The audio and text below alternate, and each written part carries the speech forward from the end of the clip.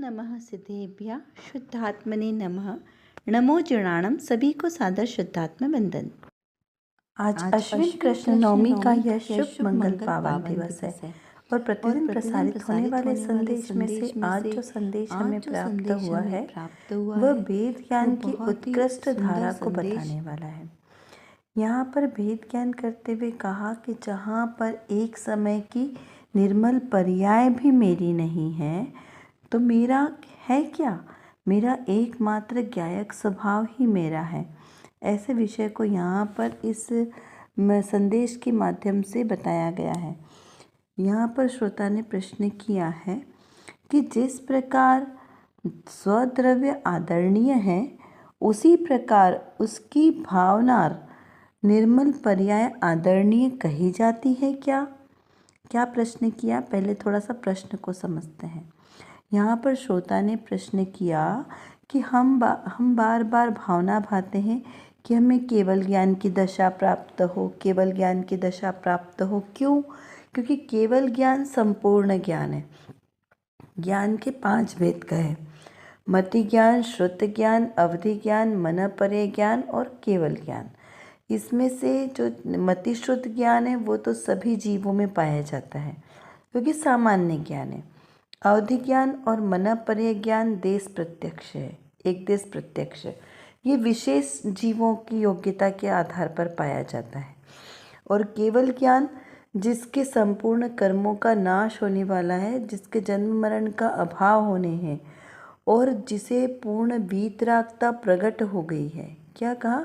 जिसे पूर्ण वीतरागता प्रकट हो गई है उसे केवल ज्ञान प्राप्त होता है, उसके पहले नहीं होता। मन पर्याय ज्ञान भी भावलिंगी मुनिराजों को प्रकट होता है, जिनका राग द्वेष मिट चुका है, तभी तो उनको केवल ज्ञान मन पर्याय ज्ञान फलीभूत होगा। अन्यथा यदि राग के अंश शेष हैं और मन पर्याय ज्ञान प्रकट हुआ तो वो तो बहुत सारा विकल्प और बहुत सारा गड़बड़ हो जाएगा। क्योंकि मन पर्याय ज्ञान में तो सामने वाले के मन की बात पता चल जाती है। तो जब सामने वाले के मन की बात पता चल जाएगी तो कितने सारे राग द्वेष इकट्ठे हो जाएंगे। तो यहाँ पर जब वीतराग दशा प्राप्त होती है उस समय मन पर्याय ज्ञान उन भावलिंगी मुनिराजों को प्रकट होता है 11वें गुण स्थान के ऊपर। जब आपको वीतरागता की प्राप्ति होती है तो यहाँ पर उस समय सबके मन की बात जान ले तो भी उनको राग और द्वेष की भावना नहीं उत्पन्न होती। तो इस प्रकार यहाँ पर कहा कि कितना उत्कृष्ट ज्ञान है और उसके बाद केवल ज्ञान उससे भी ज़्यादा उत्कृष्ट, क्योंकि उसमें तो तीनों लोकालोक को जानने वाला ज्ञान है। तीनों लोकालोक के समस्त द्रव्य गुण पर्याय और अनंत अनंत द्रव्य गुण पर्याय को एक साथ युगपत जानने वाला, ऐसा है वो केवल ज्ञान। इतना उत्कृष्ट ज्ञान जो अनंत भगवान को प्रकट होता है। तो यहाँ पर प्रश्न ये है कि वो जो इतना उत्कृष्ट केवल ज्ञान है जो उसकी भावना करने की, वो निर्मल पर्याय है ना केवल ज्ञान की, तो उसे भी आदरणीय कही जाती है कि नहीं कही जाती है। इस प्रकार यहाँ पर प्रश्न है कि वो भी आदरणीय है या नहीं है। क्योंकि भेद ज्ञान की प्रोसेस में क्या कहा कि एक समय की निर्मल पर्याय भी आदरणीय नहीं है। तो यहाँ पर उसे ये प्रश्न है, संशय है कि भेद ज्ञान में तो कहा कि एक समय की निर्मल पर्याय भी आदरणीय नहीं है और यहाँ पर तो हम भावना भा रहे हैं कि वो केवल ज्ञान की दशा कब प्रकट हो, कब प्रकट हो। तो फिर ये कैसी दुविधा है कि प्रकट करनी है या नहीं करनी, आदरणीय है या नहीं है। इस प्रकार से यहाँ पर प्रश्न किया है। तो उसका समाधान करते हुए यहाँ पर पूज्य गुरुदेव श्री कहते हैं कि हाँ, राग है उसकी अपेक्षा से निर्मल पर्याय को आदरणीय कहा जाता है और द्रव्य की अपेक्षा से पर्याय व व्यवहार है वह आश्रय योग्य नहीं होने से हे कही जाती है। क्या कहा कि राग है, राग छोड़ने योग्य है, तो इसलिए वो तो आदरणीय है नहीं। तो राग को जब छूटेगा, राग छूटेगा तो उससे प्रकट क्या होगा? वीतरागता प्रकट होगी। तो यहाँ पर राग छूटा और वीतरागता प्रकट हुई। इस अपेक्षा से तो वो वीतराग वाली एक समय की निर्मल पर्याय आदरणीय कही है। क्यों? क्योंकि राग नहीं चाहिए। राग दुख रूप है, राग संसार का कारण है, इसलिए राग के अभाव रूप जो वीतरागता प्रकट हुई वह आदरणीय कही है। और द्रव्य की अपेक्षा से देखें तो द्रव्य गुण पर्याय, तो द्रव्य कैसा है? त्रिकाली रहने वाला है, और पर्याय कैसी है? एक समय रहने वाली है। तो अगर द्रव्य की अपेक्षा से देखें तो पर्याय किसी काम की नहीं है, पर्याय है। आदरणीय क्या हुआ? द्रव्य। क्यों? क्योंकि वो सदा काल एक जैसा रहने वाला है। तो यहाँ पर उस अपेक्षा से द्रव्य दृष्टि की, द्रव्य की अपेक्षा से देखा जाएगा तो द्रव्य आदरणीय है, जीव द्रव्य। वो पर्याय एक समय की केवल ज्ञान की पर्याय आदरणीय नहीं है। क्यों? क्योंकि केवल ज्ञान की पर्याय भी एक समय की तो प्रति समय बदल रही है, तो उसको हम आदरणीय कैसे माने? वो जो त्रिकाल शुद्ध रहने वाला टंकोत्कीर्ण शुद्ध आत्मा है वह आदरणीय है। उसका आश्रय लेने से मोक्ष दशा प्रकट होगी। क्यों? क्योंकि केवल ज्ञान की दशा भी कैसी है? संसारी दशा है ना। अभी 4 ही घाती कर्मों का नाश हुआ है, तो अभी तो संसार की अवस्था है। और यदि वो एक समय की निर्मल पर्याय हमें आदरणीय लगी, आदरणीय मतलब हमें अच्छी रुचि कर लगी, हमें अच्छी लगी, तो क्या हम उसी दशा में रहना पसंद करेंगे? तो नहीं। यहाँ कहा कि जीव तो स्वभाव से मुक्त स्वभाव वाला है ना, ऊर्ध्वगमन स्वभाव वाला है, मुक्त है। तो यहाँ पर यदि वो एक समय की केवल ज्ञान की पर्याय आदरणीय लगी, तो प्रति समय वो जो ज्ञान की नई पर्याय आ रही है, तो वो तो केवल ज्ञान की ही पर्याय आती रहेगी। तो ऐसे तो अनंत काल बीत जाएगा, तो जीव मुक्त कब होगा? है ना। तो जीव को अगर मुक्त होना है तो मुक्त होने के लिए उसे उस केवल ज्ञान की पर्याय को भी दृष्टि से हटाना पड़ेगा, और दृष्टि शुद्ध द्रव्य पर रखनी पड़ेगी, तब जाके मोक्ष दशा प्रकट होगी, है ना। उसके पहले नहीं होगी। तो इस अपेक्षा से यहाँ पे कहा कि दृष्टि अपने द्रव्य स्वभाव पर रखो, जो सदाकाल एक जैसा अपरिणामी रहने वाला है, जो परिणमनशील नहीं है। पर्याय कैसी है? परिणमनशील। क्योंकि पर्याय का स्वभाव क्या है? परिणमति इति पर्याय, यानी जो प्रति समय बदलने वाली है, क्षणिक है, नाशवान है, अस्थिर है, उसे पर्याय कहा। और द्रव्य किसे कहा? जो स्थिर है, सदाकाल एक जैसा रहने वाला है, उसे यहाँ पर द्रव्य कहा। तो आदरणीय कौन हुआ? द्रव्य। तो द्रव्य के आश्रय से यदि हमने अपने आत्मा को जाना, द्रव्य स्वभाव को जाना, तो अपने स्वभाव को जाना, और जिसने अपने स्वभाव को जाना, अपने स्वभाव में रमणता की, वह कौन कहलाते हैं? ऐसे सिद्ध कहलाते हैं। तो इस प्रकार यहाँ पर सिद्ध भगवान के स्वरूप को बताया गया है। चलिए अब देखते हैं यहाँ पर रत्नकणिका में एक और श्रोता ने प्रश्न किया है। यहाँ पर क्या पूछा है कि देव गुरु माता पिता के विनय से धर्म है ना।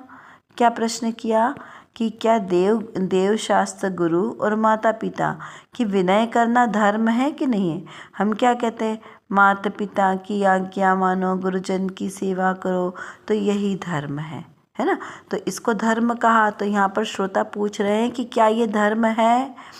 हमें तो गुरु को पकड़ना है और श्रवण कुमार की तरह माता पिता की सेवा करना है, और वे हमें अपने को तार देंगे। क्या कह रहा है शिष्य? विनय भाव से कह रहा है कि देव शास्त्र गुरु ही मेरी सच्ची शरण है, और मेरे लौकिक माता पिता भी।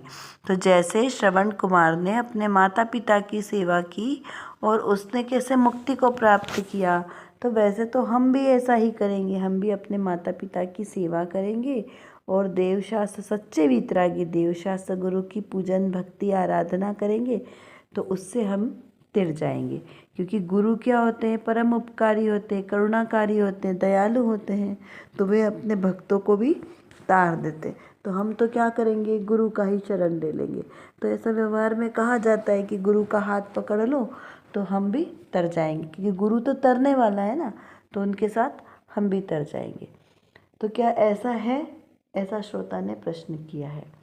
तो उसका समाधान करते हुए यहाँ पर अष्टपाहुड़ जी के भाव पाहुड़ की 139 गाथा के आधार से पूज्य गुरुदेव श्री के जो प्रवचनांश हैं उसके माध्यम से यहाँ पर हम समाधान समझते हैं। यहाँ पर बताया कि परंतु देव गुरु माता पिता के विनय को तो एकांत में धर्म माने, वह तो विनयवादी है, मिथ्या दृष्टि है। यह तो व्यवहार की बातें हैं।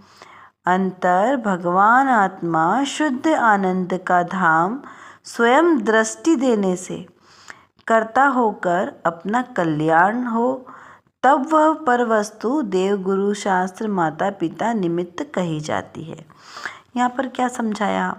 यहाँ पर कहा कि यदि हमने ये मान लिया कि देव शास्त्र गुरु और माता पिता इनका विनय करना और यही धर्म है, तो यहाँ कहा कि सच्ची विनय ऐसे नहीं होती है। सच्ची विनय पर द्रव्य के निमित्त से नहीं होती है। अंतरंग विनय भी आत्मा का गुण है ना, तो वह आत्मा के आश्रय से होगी। सच्चे देव शास्त्र गुरु का विनय करना, माता का विनय, माता पिता का विनय करना, ये तो लौकिक विनय है। और लौकिक विनय से धर्म मानना ये कैसे होगा? क्योंकि धर्म अलग वस्तु है और विनय गुण अलग वस्तु है। क्योंकि विनय गुण तो आत्मा का एक गुण है और धर्म आत्मा का स्वभाव है ना। तो यहाँ आत्मा का जो स्वभाव है तो वो तो किसके आश्रय से होगा? आत्मा के ही आश्रय से होगा। क्योंकि जैसे अग्नि का स्वभाव शीतल उष्णता है, जल का स्वभाव शीतलता है, तो वो किसके आश्रय से होगा? तो भाई वो उसके स्वयं ही द्रव्य के आश्रय से होगा। ऐसे ही मेरे आत्मा का स्वभाव जानना देखना है, वो आत्मा के स्वभाव से होगा। सुख प्राप्त करना, मोक्ष स्वरूपी, ये सब कौन है? मेरा ही निःशुद्धात्मा है। तो यहाँ पे पर द्रव्य का अवलंबन नहीं कहा है ना। तो यहाँ पर क्या समझना कि फिर देवशास्त्र गुरु की विनय नहीं करना, तो बोले नहीं, सच्चे देवशास्त्र गुरु की विनय भी कही है, लेकिन वो व्यवहार विनय कही है, वो आत्मा का विनय नहीं है। वो तो जब हम अपनी आत्मा का विनय करते हैं तब वो सहज ही भाव आता है। काहे का? देवशास्त्र गुरु के प्रति श्रद्धान का, माता पिता के प्रति बहुमान, ये सब विनय गुण सहज ही आते हैं। हमने दोहा पढ़ा है ना, विद्या ददाति विनया, विनया ददाति पात्रा, है ना। यानी क्या कि विद्या से विनय आती है और विनय से पात्रता आती है और पात्रता से ही जीव अपने स्वरूप को प्राप्त करके मोक्ष सुख को प्राप्त करता है। तो यहाँ पर यह समझना है कि ये जो लौकिक विनय है, ये लौकिक विनय और पारलौकिक विनय दोनों चीज़ें अलग अलग है। अब अगर हम देवशास्त्र गुरु को ही मान लेंगे तो वो परद्रव्य है, तो परद्रव्य के आश्रय से कभी भी सुख नहीं होता। स्वद्रव्य कौन सा है? मेरा निःशुद्धात्मा। मेरे निःशुद्धात्मा के अलावा अन्य सभी परद्रव्य है। समय सार जी में स्वद्रव्य और परद्रव्य का विवेचन आया है ना दूसरे नंबर की गाथा में, कि मेरा निःशुद्धात्मा ही मेरा स्वद्रव्य है और उसको छोड़कर अन्य सभी परद्रव्य है। जो जीव परद्रव्य में स्थित होता है वह संसारी है और जो स्वद्रव्य में स्थित है वह मोक्ष सुख का अधिकारी है। तो यहाँ पर हमें स्वद्रव्य और परद्रव्य को बहुत अच्छी तरीके से समझना है, क्योंकि परद्रव्य व्यवहार की बातें हैं और भगवान आत्मा जो शुद्ध आनंद का धाम है उसके ऊपर दृष्टि देने से, उसको स्वयं को अकर्ता मानने से स्वयं का कल्याण होगा। पर द्रव्य का, पर वस्तु का कल्याण नहीं होगा। तो पर द्रव्य तो उस समय निमित्त मात्र रहेंगे। जब जीव को अपना कल्याण करना होगा किसके आश्रय से? स्वद्रव्य के आश्रय से, तब ये पर द्रव्य मात्र निमित्त कहलाएंगे। क्यों? क्योंकि कार्य हो रहा है ना। तो उस समय कैसे निमित्त कहलाएंगे? तो सच्चे देव शास्त्र गुरु का व्यवहार में अवलंबन लिया है ना, और उनके आश्रय से अपने निःशुद्धात्मा को प्राप्त किया, और उसमें निमित्त सहकारी कौन बने? तो माता पिता, गुरुओं का उपदेश, ये सब सहकारी बने, इसलिए यहाँ पर इनको निमित्त कहा जाता है। लेकिन यदि कोई जीव अपना कल्याण नहीं करे तो उसको ये सब निमित्त नहीं कहे जाएंगे, क्योंकि निमित्त भी कब कहलाते हैं? जब जीव अपना कार्य सिद्ध करता है तब निमित्त पे आरोप आता है, उसके पहले निमित्त पे आरोप भी नहीं आता। लेकिन यदि हम इसको धर्म मान ले, है ना, कि व्यवहार में सच्चे देवशास्त्र गुरु का विनय करना, माता पिता का विनय करना, तो ये क्या कहला जाएगा? एकांत मिथ्यात्व कहला जाएगा। मिथ्यात्व के भी 5 भेद हैं। विपरीत एकांत विनय के, संशय ज्ञान कुनय के। तो क्या क्या कहा? विपरीत, एकांत, अज्ञान, विनय, कौन सा? लौकिक विनय। ये सब मिथ्यात्व के भेद हैं। तो मिथ्यात्व का तो अंश मात्र भी बुरा है ना। तो यहाँ पर यदि मिथ्यात्व का अंश मात्र भी रहेगा तो मोक्ष मार्ग नहीं हो सकता। इसीलिए बुद्धिपूर्वक एकांती ना बनकर अनेकांतवादी बनना है। तो यहाँ पर जो व्यवहार को व्यवहार की दृष्टि से जानना और निश्चय को निश्चय की दृष्टि से जानना, तो ही हमारा यहाँ पर कार्य सिद्ध होगा। इस प्रकार से इसको समझ रहा है। चलिए अब कुछ प्रश्नों के माध्यम से थोड़ा सा चिंतन करते हैं कि एक समय की केवल ज्ञान की निर्मल पर्याय आदरणीय है या नहीं है, इसका विचार कीजिए। द्रव्य गुण पर्याय क्या है? दृष्टि का विषय किसे बनाना योग्य है? व्यवहार धर्म का आश्रय लेने से क्या दोष आता है, इसका विचार कीजिए। सच्ची विनय क्या है? मिथ्यात्व क्या है? क्यों मिथ्यात्व को बैरी कहा है? क्योंकि मोक्ष मार्ग में मिथ्यात्व का अंश मात्र भी बुरा है। वो किस अपेक्षा से कहा है, इसका विचार चिंतन कीजिए गहराई से। कर विचार तो पाम, हम जितना विचार करेंगे उतना ही हमारा विषय क्लियर होगा, क्योंकि हमारे पास समय की कमी है और जानना बहुत ज़्यादा है। और किसको जानना है? अपने ही ज्ञायक स्वभाव को जानना है। तो जब तक हम अपने इस ज्ञायक स्वभाव को नहीं जानेंगे तब तक हमारा कोई भी कार्य सिद्ध नहीं हो सकता। तो एकमात्र जो मेरे अंदर मतलब मेरे आत्म स्वभाव में जो ज्ञान नाम का विशेष गुण है, इस गुण को एकमात्र अपने ज्ञायक स्वभाव को जानने में लगाएं तो निर्विकल्प दशा की प्राप्ति होगी। और इस निर्विकल्प दशा के ही आश्रय से हमें शाश्वत सुख की प्राप्ति होगी।